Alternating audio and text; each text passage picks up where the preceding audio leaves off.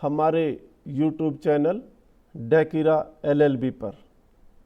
आज का हमारा विषय है ACP रूल्स 2016। ACP रूल्स 2016 1 जनवरी 2016 से लागू हुए हैं। सभी रेगुलर गवर्नमेंट एम्प्लॉय पर ये लागू होते हैं। इसमें दो तरह के ACP दिए गए हैं। एक है कैडर स्पेसिफिक ACP, दूसरा है जनरल ACP। जो कैडर स्पेसिफिक ACP है वो शेड्यूल 1 पार्ट 1 में दिए गए हैं। कुछ कैडर्स पे ये अप्लीकेबल होते हैं और जो जनरल ACP है वो शेड्यूल 1 पार्ट 2 पे दिए गए हैं।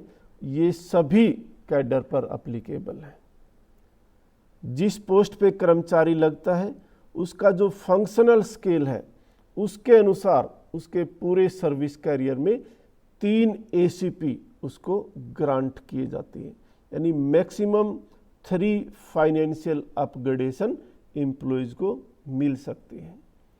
अब इन ACP के लिए एलिजिबिलिटी क्या रहती है? रूल 7 में एलिजिबिलिटी दी गई है। रूल 7 क्लोज 1 क्या कहता है कि एम्प्लॉय जब 8 साल की रेगुलर सेटिस्फैक्ट्री सर्विस कंप्लीट कर लेता है और इन 8 सालों में उसने कोई फाइनेंशियल अपग्रेडेशन ना लिया हो तो वो फर्स्ट ACP का हकदार होगा।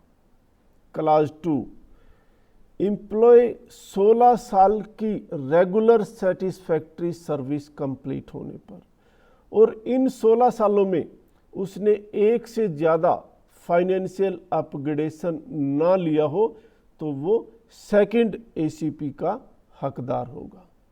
क्लास 3 24 साल की रेगुलर सेटिस्फैक्ट्री सर्विस कंप्लीट होने पर और इन 24 सालों में 2 से ज़्यादा फाइनेंशियल अपग्रेडेशन एम्प्लॉयज़ ने ना लिए हों तो वो थर्ड ACP का हकदार होगा। यहाँ एक क्लास 4 भी है। जब एम्प्लॉय की प्रमोशन हो जाती है तो ये क्लास 4 अप्लीकेबल होता है। जिस स्केल में जिस लेवल में एम्प्लॉय की प्रमोशन होती है और प्रमोशनल लेवल पर जब उसको 8 साल कंप्लीट हो जाते हैं फिर उसको नेक्स्ट ACP का बेनिफिट दे दिया जाता है। इसके लिए कंडीशन है कि उसने पहले 3 फाइनेंशियल अपग्रेडेशन अवेल ना किए हों। अगर ऑलरेडी वो 3 फाइनेंशियल अपग्रेडेशन अवेल कर चुका है फिर उसको नेक्स्ट ACP का लेवल का बेनिफिट नहीं दिया जाएगा। अब रेगुलर सेटिस्फैक्ट्री सर्विस क्या है? रेगुलर सेटिस्फैक्ट्री सर्विस का मतलब है कि एम्प्लॉय के खिलाफ कोई डिपार्टमेंटल या जुडिशियल प्रोसीडिंग पेंडिंग नहीं होनी चाहिए और 8 सालों में जो उसकी ACR है 70% या उससे ज़्यादा गुड या उससे ज़्यादा होनी चाहिए और इंटेग्रिटी डाउटफुल इन 8 सालों में नहीं होनी चाहिए। रेगुलर जितनी भी जॉब है उसकी वो ACP के लिए काउंट की जाती है। डेपुटेशन का कोई पीरियड है, फॉरेन सर्विस का है, वो भी ACP पर्पज के लिए काउंट किया जाता है। सभी प्रकार की छुट्टियां एक्सेप्ट एक्स्ट्रा ऑर्डिनरी लीव जो मेडिकल ग्राउंड पे ना हो वो ACP पर्पज के लिए काउंट नहीं होती, वरना सभी प्रकार की छुट्टियां हैं वो ACP के लिए काउंट होती हैं। अगर कोई extra ordinary leave medical ground पे है तो वो ACP पर्पज के लिए काउंट होंगी। अगर मेडिकल ग्राउंड पे नहीं है तो वो पीरियड एक्सक्लूड हो जाएगा ACP पर्पज के लिए। विद इन हरियाणा गवर्नमेंट कोई एम्प्लॉय एक डिपार्टमेंट से दूसरे डिपार्टमेंट में जाता है थ्रू प्रॉपर चैनल अप्लाई करके सेम पोस्ट पे उसकी अपॉइंटमेंट होती है तो पास्ट का जो सर्विस का पीरियड है वो ACP पर्पज के लिए काउंट होगा। बोर्ड या कॉरपोरेशन में रहते हुए कोई एम्प्लॉय सरप्लस हो जाता है और बाद में हरियाणा गवर्नमेंट में उसकी अपॉइंटमेंट हो जाती है, उसको एडजस्ट कर दिया जाता है, तो पास्ट का जो उसका सर्विस का पीरियड है वो भी एसीपी पर्पज के लिए काउंट होगा। अब कौन सा पीरियड एसीपी पर्पज के लिए काउंट नहीं होता है, वो है एडहॉक सर्विस है, कॉन्ट्रैक्चुअल सर्विस है, वर्क चार्ज है या डेली वेजेज सर्विस है। ये एसीपी पर्पज के लिए काउंट नहीं होती है। या फिर किसी दूसरी स्टेट गवर्नमेंट से या सेंट्रल गवर्नमेंट से कोई एम्प्लॉयज आके हरियाणा गवर्नमेंट में अपॉइंट होता है तो भी उसकी जो पास्ट की सर्विस है वो काउंट नहीं होती है एसीपी पर्पज के लिए। फाइनेंशियल अपग्रेडेशन कौन कौन से अभी अगर एम्प्लॉयज को मिला है वो अपग्रेडेशन ट्रीट होगा।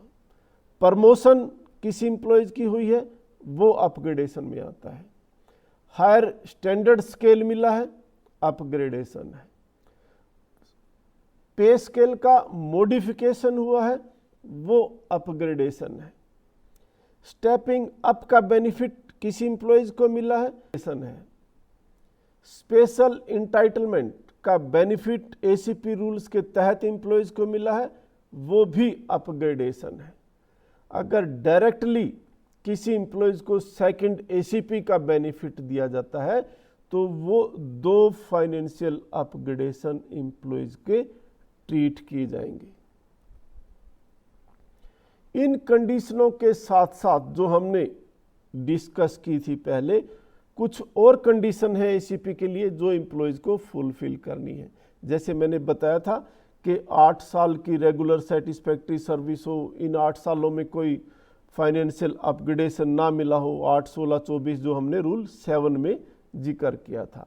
उसके साथ साथ एम्प्लॉयज फिट फॉर प्रमोशन भी होना चाहिए।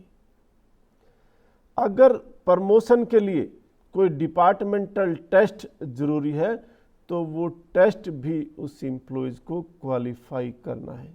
अगर वो टेस्ट क्वालिफाई नहीं करता है तो फिर वो प्रमोशन के लिए भी एलिजिबल नहीं होगा और एसीपी के लिए भी एलिजिबल नहीं होगा। यानी फिट फॉर प्रमोशन एम्प्लॉयज का होना जरूरी है, तभी उसको एसीपी का बेनिफिट दिया जा सकता है। जो अथॉरिटी प्रमोशन के लिए कॉम्पिटेंट है वही अथॉरिटी एसीपी के लिए भी कॉम्पिटेंट रहेगी।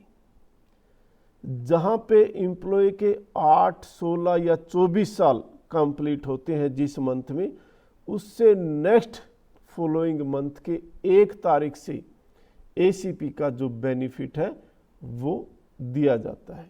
यानी अगर किसी एम्प्लॉयज के मंथ के मिड में वो पीरियड कंप्लीट होता है तो नेक्स्ट फॉलोइंग मंथ की 1 तारीख से वो एसीपी उसको ग्रांट किया जाएगा। स्पेशल इंटाइटलमेंट का प्रोविजन रूल 13 में दिया गया है कि किसी एम्प्लॉयज की प्रमोशन हो जाती है और उसको लगता है कि अगर मुझे मेरी प्रमोशन ना होती तो फिर मुझे एसीपी के रूप में जो बेनिफिट मिलना था वो ज़्यादा होता, तो रूल 13 के तहत रूल 13 में हम उसको बेनिफिट दे सकते हैं एम्प्लॉयज को। कोई एम्प्लॉय अगर प्रमोशन से डिनाई करता है तो जो लास्ट एसीपी जिस एसीपी में वो पे ड्रा कर रहा है वो उसका विड्रा कर लिया जाएगा। मान लो 3rd एसीपी में वो पे ड्रा कर रहा है तो उसका 3rd एसीपी विड्रा करके 2nd में पे फिक्स कर दी जाएगी। 2nd में है 2nd का विड्रा करके 1st में, फर्स्ट में अगर ड्रा कर रहा है तो 1st विड्रा करके फंक्शनल में।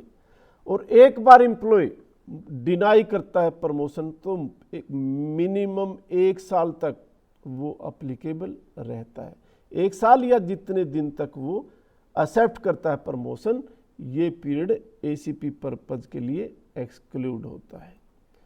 फिक्सेशन हमने कैसे करनी है कि एसीपी से पहले जिस भी लेवल में एम्प्लॉय पे ड्रा कर रहा था 1 इंक्रीमेंट का बेनिफिट देके उसको फिर एसीपी लेवल में हमने फिक्स कर देनी है।